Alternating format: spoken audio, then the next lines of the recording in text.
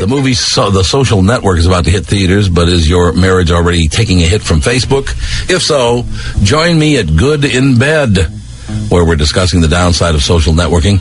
We all know how the story goes. Boy meets girl, boy loses girl, blah, blah, blah. Save that version for Hollywood. How about this one? Boy meets girl, boy loses girl, boy grows up and marries someone else, then boy rekindles the friendship with his former flame on Facebook and ends up totally wrecking his marriage.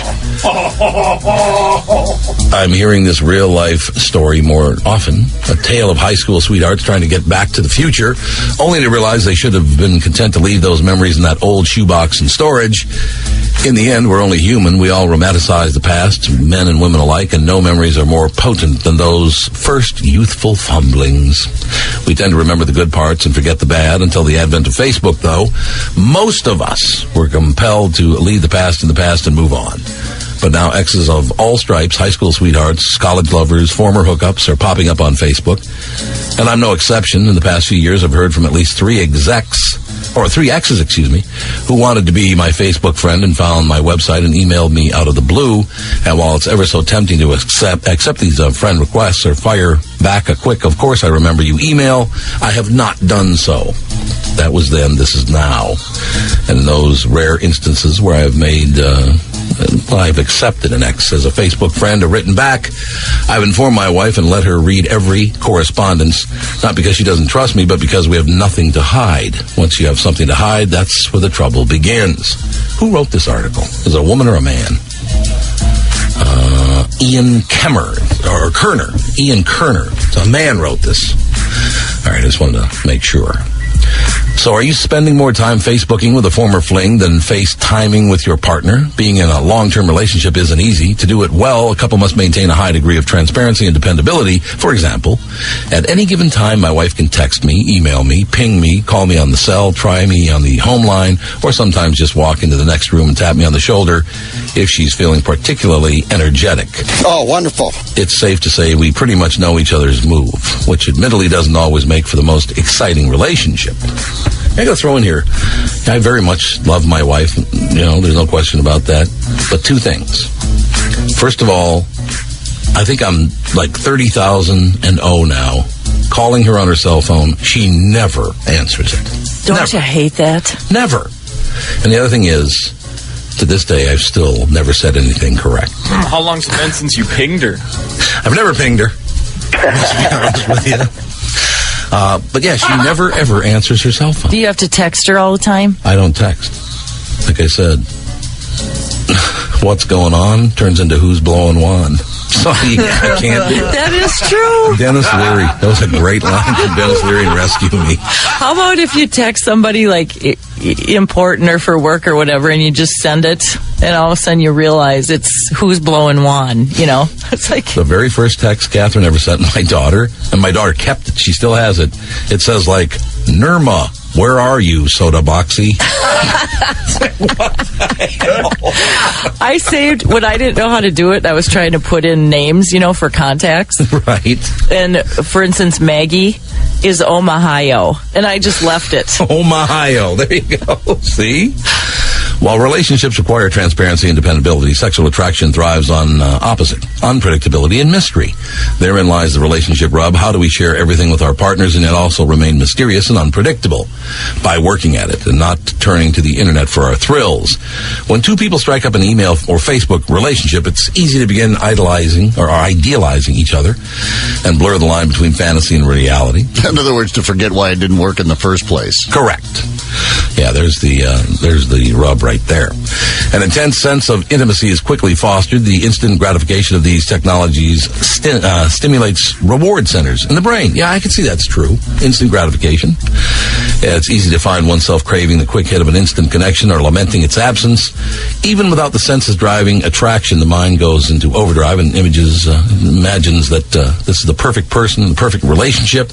And when an ex is involved, the stakes and temptations are even higher.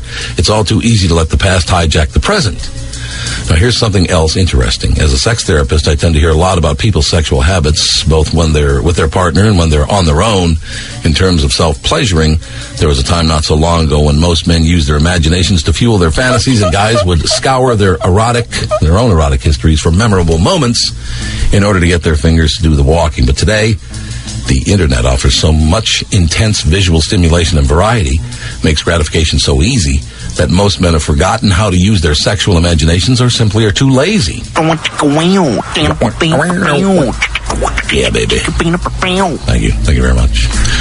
However, men who are Facebooking with their exes and falling in love all over again are often skipping the computer when it comes to self-pleasuring and going back to those potent formative memories to get themselves off. That's how strong the past is, even stronger than internet porn. Whether you're a man or a woman, if you find you're thinking more and more about the past and getting to the point where you're fantasizing about what it would be like to be with that person again, it's time to unplug your computer and get back to your lover. He wrote, "Love is supposed to be forever. I guess your mom took care of that." I even drew little tears. Now, wait a minute here. We're told over and over that fantasy is supposed to be the thing that really oomphs up your sex life.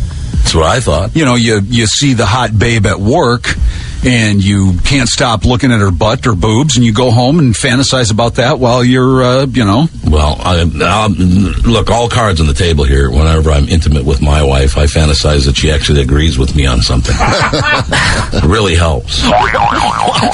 That is a fantasy, huh? I'm telling you. You're pushing it today. No, that's the one thing about Catherine that drives me insane. She never agrees with me about anything.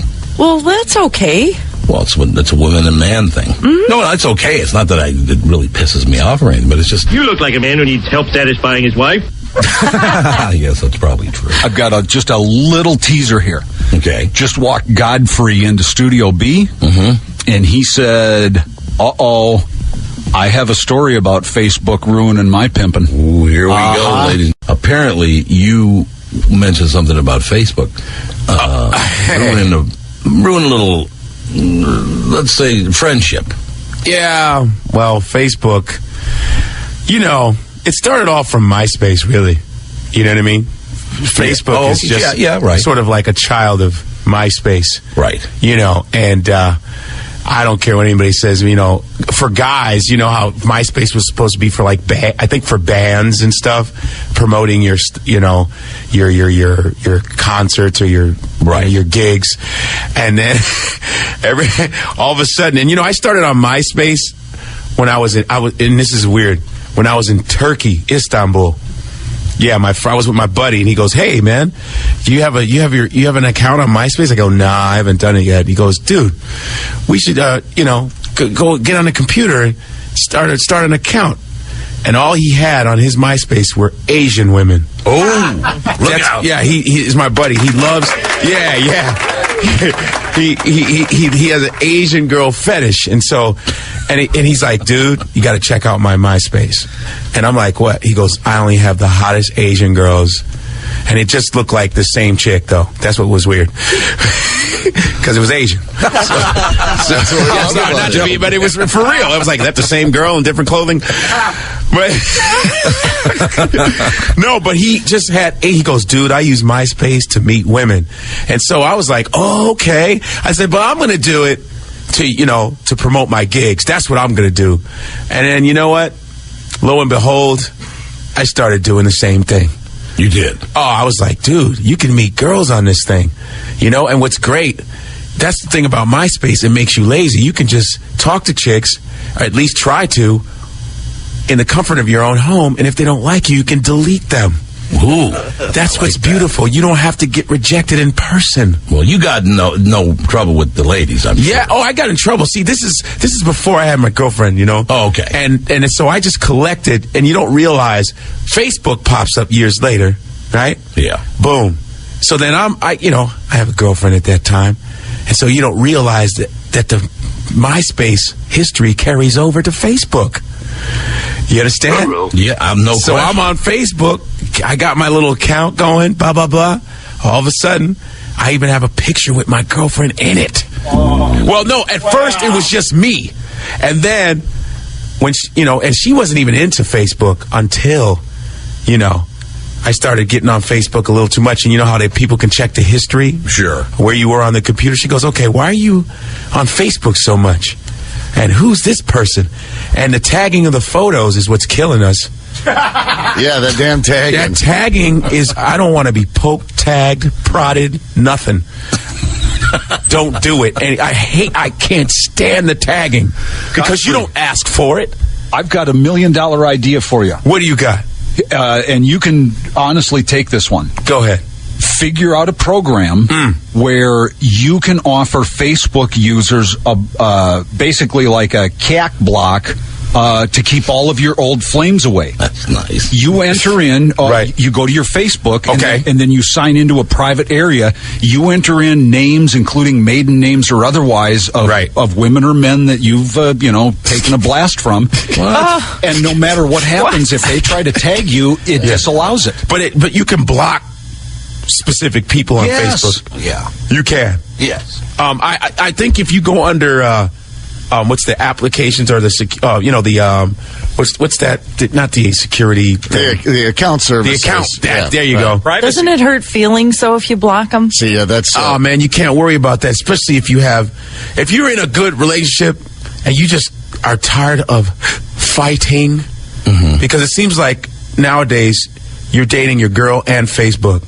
Yeah, Because like Facebook is the new girlfriend with the big mouth. You understand where I'm coming from? Because all of a sudden women get this information. You go, okay, you know how girls, your girlfriend say, oh yeah, I heard da da da da da da da. Well, oh really? And who told you that? It's Facebook. Oh, God. Facebook told her. Facebook tagged her. Facebook gave her a notification. Facebook did it. All those words, notification, tagging, all that is called, guess what he did? You know what I'm saying? Yes. That's all. And women, listen, and I hope all women are listening to this, all right? Anytime you take a picture with somebody, especially as a performer, somebody will be like, can I take a picture with you? You're like, sure. You take a picture. A couple days later, you don't remember you took a picture with this person. The person tags you. Oh, God. And then they have the nerve to go, oh, I had a great time. You little... Ooh, Seriously? This is radio. I know, you little... Oh, my... Yeah, no. Because women... Something about women are always in competition with other women. I'm serious. Especially, they always want to be like the most attractive thing. They always want to try and get a guy's attention no matter what. That's what I think. You know what I mean? Because it's like, why would you do that?